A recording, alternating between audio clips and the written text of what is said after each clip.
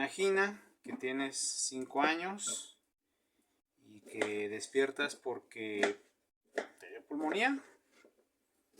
Despiertas en un hospital.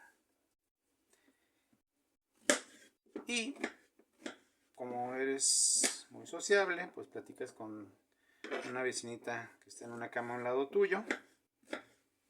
Se hacen de amistades. Pero un buen día resulta que te despiertas y ves que la niña está muy malita y te toca ver cómo se va de este mundo en tu presencia. Ya grande te toca ver a un vecino que es papá de tus amigas también. Te toca ver cómo sufre un accidente, se rompe el cuello de manera mortal y te toca presenciar cómo el papá tranquiliza a su familia respecto a la manera en que se va a desenlazar ese accidente que fue muriendo. Ya de adolescente, estamos hablando que estás en Europa, en la posguerra de la Segunda Guerra Mundial, te toca ir a Polonia y platicas con una niña que estuvo en un campo de concentración. Fue sobreviviente de la cámara de gas y esta niña te dice que no tiene rencor, que está a gusto con la vida y que pues perdona a las personas que le hicieron todo eso a ella y a su familia. Esto le pasó a la doctora Elisabeth Kubler-Ross, que es una mujer que nació en Suiza en el 26 del siglo pasado. Migró a Estados Unidos y estudió medicina, se graduó como psiquiatra y teniendo esas experiencias previas, pues estaba muy sensible hacia los procesos de muerte, cosa que observó no era compartida con sus colegas, que eran estaban muy distanciados de los procesos de muerte de sus pacientes. Entonces ella empezó a estudiar, observar y pese a la resistencia de sus colegas, ella empezó a desarrollar varias observaciones que se tradujeron en uno de sus principales libros que se llama La muerte y los moribundos, entre otros artículos, varios de ellos pues que fueron la base de lo que es la moderna tanatología. La doctora Kubler-Ross de hecho es muy conocida porque propuso un modelo que se llama, bueno, tiene varios nombres, yo lo conozco como el proceso de duelo o ciclo de duelo, que se compone por 5 etapas. En lo personal me han servido para entender no nada más el proceso de duelo que ocurre en un fallecimiento, sino también cada vez que ocurre la pérdida de algo, un empleo, un estilo de vida, como en mi caso, que ya ahorita que pues, hubo un cambio aquí en casa, pues sí, tengo que adaptarme a las nuevas circunstancias.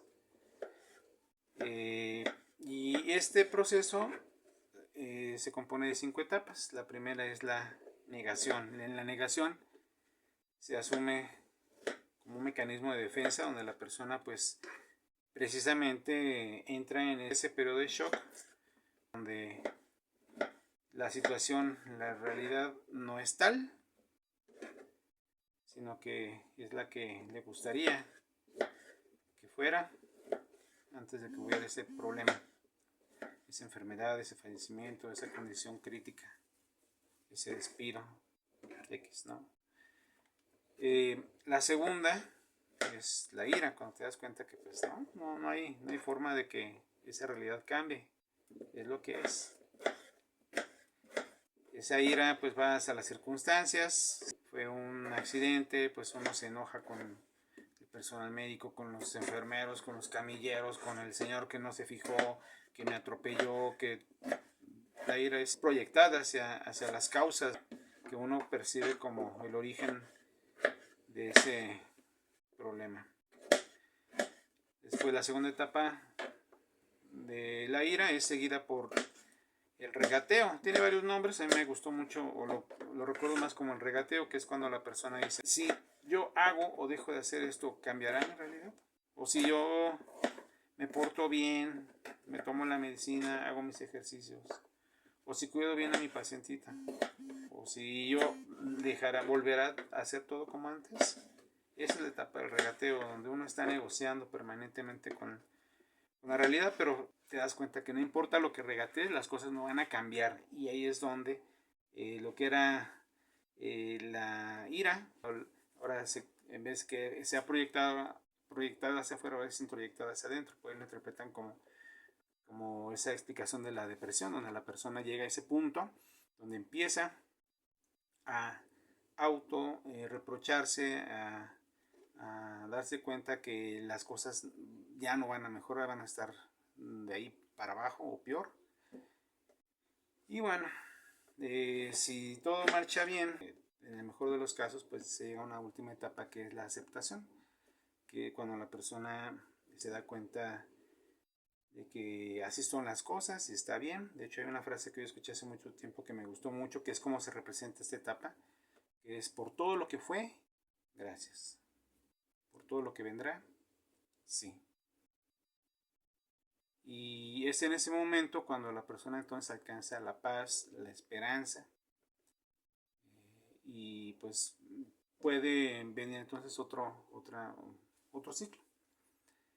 Si no se alcanza esa etapa, pues entonces se vive en el malestar eterno, en la desesperación, en la desesperación. Entonces, como este ciclo no es lineal, o sea, no es como una etapa 1, 2, 3, sino que a veces se regresa, se devuelve, y a veces son muy ambiguas las señales. De hecho, muchas personas especialistas que han estudiado estas etapas han criticado y dicen: es que yo encuentro otras etapas, otras emociones, esto no se presenta en todo el mundo. Claro, pues cada persona es diferente, pero sirve como una hoja de ruta que más o menos nos sirve para entender qué es lo que nos está pasando cuando vivimos un proceso de pérdida, cuando acompañamos a alguien que está en un proceso de pérdida de salud. O sea, nosotros cuando cuidamos, claro que tenemos un ajuste de nuestra rutina, y estamos en riesgo de perder a un familiar, una persona querida.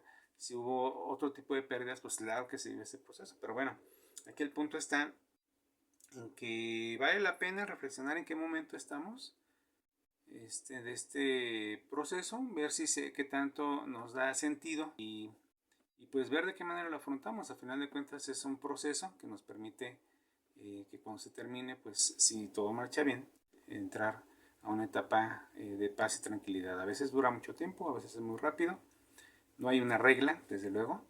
A veces se requiere acompañamiento para poder vivirlo mejor. Y bueno, esta es la aportación. Si quieres, si te interesa saber más, por ahí te dejo un texto en archivos del grupo.